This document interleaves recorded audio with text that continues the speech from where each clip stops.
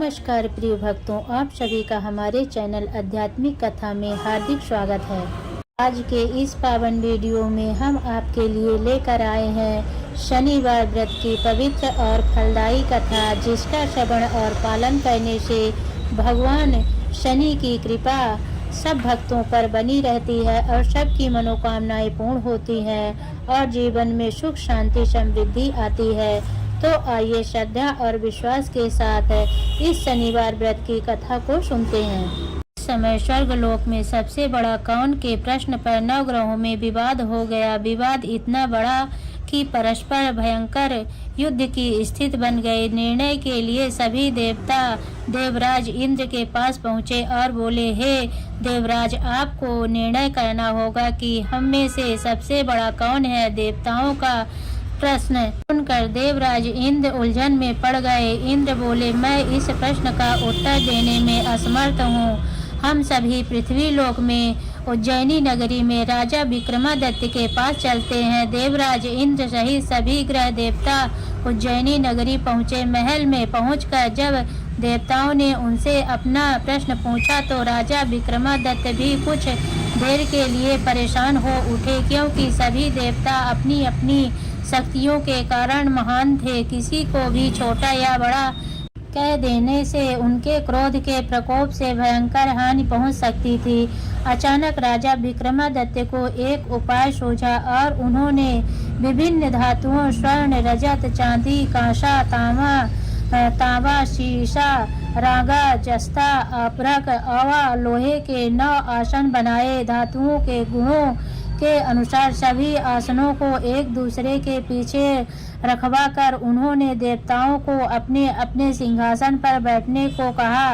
देवताओं के बैठने के बाद राजा विक्रमादित्य ने कहा, आपका निर्णय तो स्वयं हो गया। जो सबसे पहले सिंहासन पर विराजमान है वही सबसे बड़ा है। राजा विक्रमादित्य के निर्णय को सुनकर शनि देवता ने सबसे पीछे आसन पर बैठने के कारण अपने को छोटा जानकर क्रोधित होकर कहा, राजा विक्रमादित्य, तूने मुझे सबसे पीछे बैठाकर मेरा अपमान किया है। तुम मेरी शक्तियों से परिचित नहीं हो, मैं तुम्हारा सर्वनाश कर दूंगा। शनि ने कहा, सूर्य एक राशि पर 1 महीने, चंद्रमा 2.25 महीने, मंगल 1.5 महीने, बुध और शुक्र 1 महीने, बृहस्पति 13 महीने रहते हैं, लेकिन मैं किसी राशि पर 7.5 वर्ष 7.5 तक रहता हूँ। बड़े बड़े देवताओं को मैंने अपने प्रकोप से पीड़ित किया है। राम 7.5 के कारण ही वन में जाकर रहना पड़ा और रावण को 7.5 के कारण ही युद्ध में मृत्यु का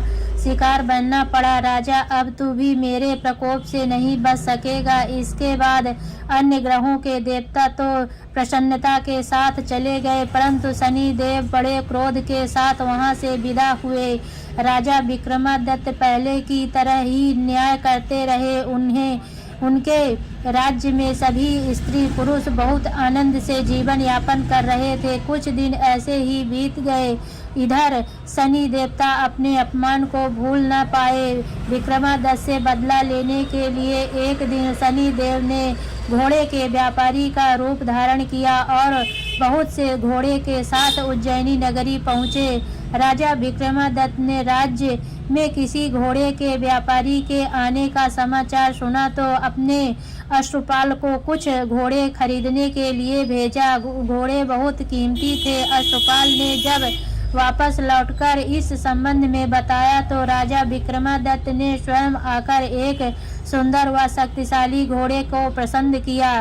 घोड़े की चाल देखने के लिए राजा उस घोड़े पर सवार हुए तो वह घोड़ा बिजली की गति से दौड़ पड़ा। तेजी से दौड़ता घोड़ा राजा को दूर एक जंगल में ले गया और फिर राजा को वहां गिराकर जंगल में कहीं गायब हो गया। राजा अपने नगर को लौटने के लिए जंगल में भटकने लगा, लेकिन उन्हें लौटने का कोई रास्ता नहीं मिला। राजा को भूख प्यास लग आई। बहुत घूमने पर उसे एक चरवाहा मिला। राजा ने उससे पानी मांगा। पानी पीकर राजा ने उस चरवाहे को अपनी अंगूठी दे दी। फिर उससे रास्ता पूछकर वह जंगल से निकलकर पास के नगर में पहुंचा। राजा एक सेठ की दुकान पर बैठकर कुछ देर आराम किया। उस सेठ ने राजा से बातचीत की तो राजा ने उसे बताया कि मैं उज्जैनी नगरी से आया हूँ। राजा के कुछ देर दुकान पर बैठने से सेठ जी की बहुत बिक्री हुई। सेठ ने राजा को बहुत भाग्यवान समझा और खुश होकर उसे अपने घर भोजन के लिए ले गया।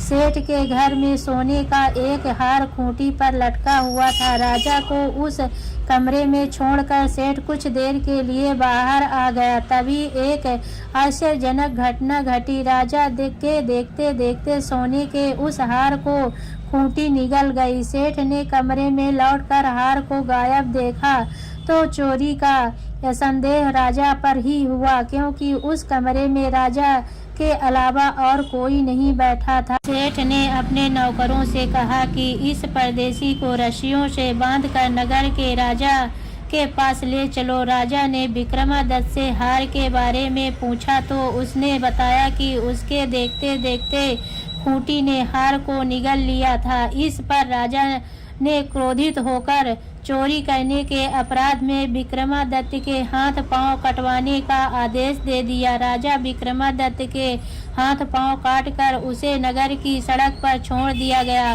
कुछ दिन बाद एक तेली उसे उठाकर अपने घर ले गया और उसे अपने कोल्हू पर बैठा दिया। राजा आवाज देकर बैलों को हाँकता रहा था। इस तरह तेली का बैल चलता रहा और राजा को भोजन मिलता रहा। शनि के प्रकोप की 7.5 पूरी होने पर वर्षा ऋतु प्रारंभ हुई। राजा विक्रमादित्य एक रात मेघ मल्लाह गा रहा था कि तभी नगर के राजा की लड़की राजकुमारी मोहिनी रथ पर सवार उस तेली के घर के पास से गुजरी। उसने मेघ मल्लाह सुना तो उसे बहुत अच्छा लगा और दासी को भेजकर गाने वाले को बुला लाने को कहा। दासी ने लौटकर राजकुमारी को अपंग राजा के बारे में सब कुछ बता दिया। राजकुमारी उसके मेघमल्लाह से बहुत मोहित हुई, अतः उसने सब कुछ जानकर भी अपंग राजा से विवाह करने की निश्चय कर लिया। राजकुमारी ने अपने माता पिता से जब यह बात कही तो वे हैरान रह गए। रानी ने मोहिनी को समझाया, बेटी तेरे भाग्य में तो किसी राजा की रानी होना लिखा है, फिर तू उस अपंग से विवाह करके अपने पांव पर कुल्हाड़ी क्यों मार रही है। राजकुमारी ने अपनी जिद नहीं छोड़ी। अपनी जिद पूरी करने के लिए उसने भोजन करना छोड़ दिया और प्राण त्याग देने का निश्चय किया। आखिर राजा रानी को विवश होकर अपंग विक्रमादित्य से राजकुमारी का विवाह करना पड़ा। विवाह के बाद राजा विक्रमादित्य और राजकुमारी तेली के घर में रहने लगे। उसी रात स्वप्न में शनि देव ने राजा से कहा, राजा तुमने मेरा प्रकोप देख लिया, मैंने तुम्हें अपने अपमान का दंड दिया है। राजा ने शनि देव से क्षमा करने को कहा और प्रार्थना की, हे शनि देव, आपने जितना दुख मुझे दिया है अन्य किसी को न देना।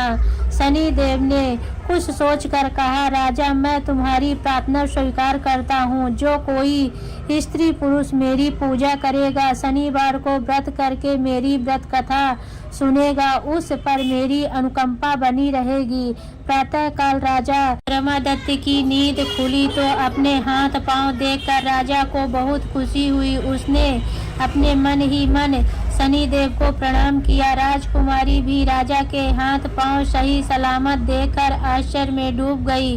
तब राजा विक्रमादित्य ने अपना परिचय देते हुए शनि देव के प्रकोप की सारी कहानी सुनाई। सेठ को जब इस बात का पता चला तो दौड़ता हुआ तेली के घर पहुंचा और राजा के चरणों में गिरकर क्षमा मांगने लगा।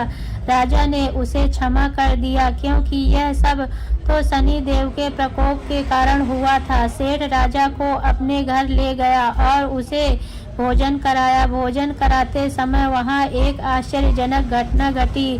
सबके देखते देखते उस खूंटी ने हार उगल दिया। सेठ जी ने अपनी बेटी का विवाह भी राजा के साथ कर दिया और बहुत से स्वर्ण आभूषण धन आदि देकर राजा को विदा किया। राजा विक्रमादित्य राजकुमारी मोहिनी और सेठ की बेटी के साथ उज्जैनी पहुँचे तो नगर वासियों ने हर्ष से उनका स्वागत किया। अगले दिन राजा विक्रमादित्य ने पूरे राज्य में घोषणा कराई कि शनि देव सब देवों में से सर्वश्रेष्ठ हैं। प्रत्येक स्त्री पुरुष शनिवार को उनका व्रत करे और व्रत कथा अवश्य सुने। राजा विक्रमादित्य की घोषणा से शनिदेव बहुत प्रसन्न हुए। शनिवार का व्रत करने और व्रत कथा सुनने के कारण सभी लोगों की मनोकामनाएं शनिदेव की अनुकंपा से पूरी होने लगी। सभी लोग आनंद पूर्वक रहने लगे।